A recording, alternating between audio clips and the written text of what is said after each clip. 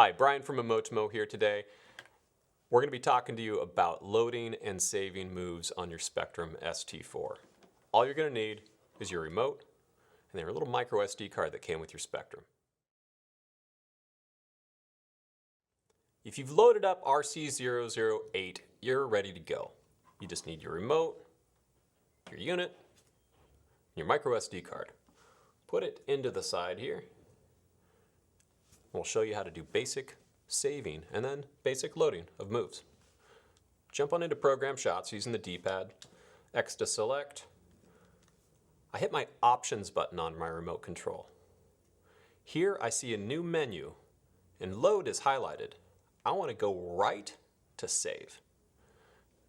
And I'm going to jump on in, skip the first menu of the real world alignment. We'll talk about that later. And select save, yes. Project ID can be anything you want. This is a folder that you're setting up on the SD card to collect these move files. Let's just call it A5. Something random here for us. Square to go back. We've set up the Spectrum to record this move and save it to the SD card now. But what move? We actually need to set it. And we're setting up our start point, moving out here, and it's important to know that in this basic save and load move workflow, you're going to have to create something memorable on your start and your end points.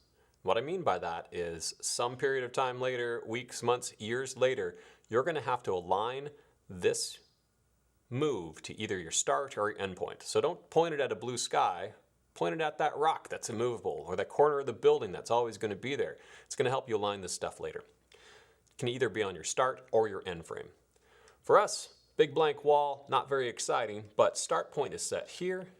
End point, we're going to do about a 30-degree pan, a little bit of down tilt. Set my end point. I'm going to set up a 6.5 second move. Leave everything else as default. And on the summary screen, you're going to see some new information. It's a video move. It's 156 frames. The home set is no. That means we're using our start and end point for alignment later on. If we set it the other way, you're going to see user set up here. But for us, it's going to say no, and that's okay. You're also going to see where the saved move file is going to be. For us, this is move files in our folder AA5 that we just specified as our project ID. And the move file is an index, just like your camera would have. It's, for us, right now in this unit, it's 1007.st4. That's the actual file that's going to hold all the information so that you can reload it later. Go to start is prompting us. We say, yep. Heads on out here, and it's actually saving that move file to the SD card. And we're ready to go. 6.5 seconds later, this move is going to complete. At the end of that, unceremoniously, we're going to power off our remote. We're going to power down this unit, move it around, remount some things, and pretend a season has passed. Power up our unit, connect our remote. I'm going to pan so the camera can actually see it a little bit better. Now we're going to load up that move that we had just saved into my program shots. Hit my options button.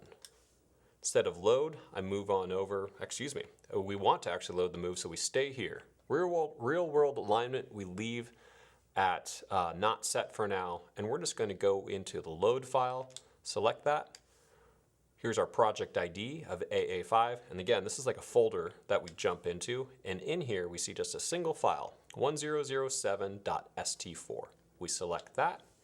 It gives us some information about that saved move file. 156 frames, it's a video. The duration is 6.5 seconds. Sounds right to me. You're also going to see this warning here. Warning, needs reference. We need to align this unit for our start or our end point. We hit X to jump in and actually set that reference point. I'm going to bring the caret down to set start, hit X, and now my head is live. And we're doing this just with pan and tilt, but if you were on a slider and you had the focus set up as well, you need to align those axes and move them to the start point in this case as well.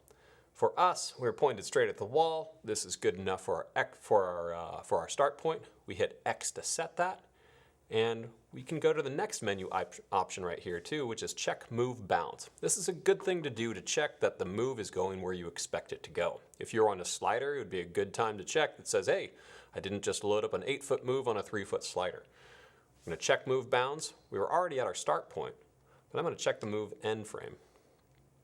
It's over there. Seems reasonable to me. Check my start point. It's back here. Square to go back. Move the caret on down to play, and it's going to prompt you. It's going to give you all that same summary information. Go to start point. It reins in its backlash, does a little bit of backlash compensation, and says, hey, are you ready to go? You say X to say yes, and it starts off that 6.5 second move.